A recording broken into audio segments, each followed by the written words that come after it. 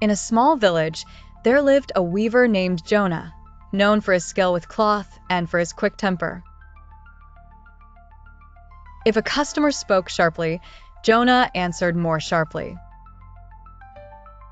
Soon the market stalls around him grew quiet when he approached, for people feared not his hands, but his tongue.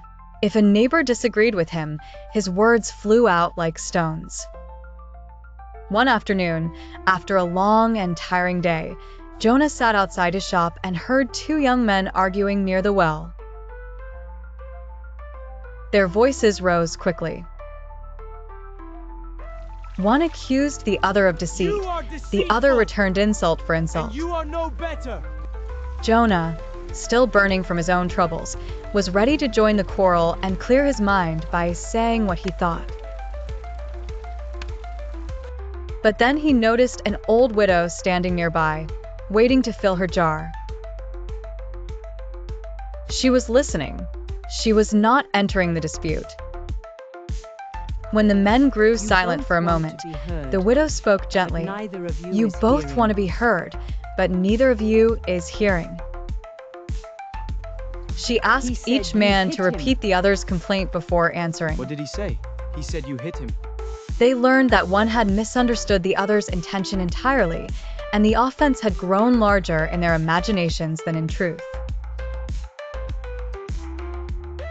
Jonah watched in silence. The widow's calm had done what his sharpness never could. That evening he returned home and found his son waiting with a broken clay cup. The boy feared the coming rebuke, but Jonah remembered the widow's words.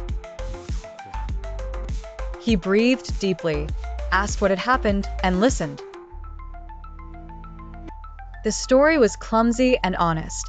The cup had slipped while his son was helping the poor gather water.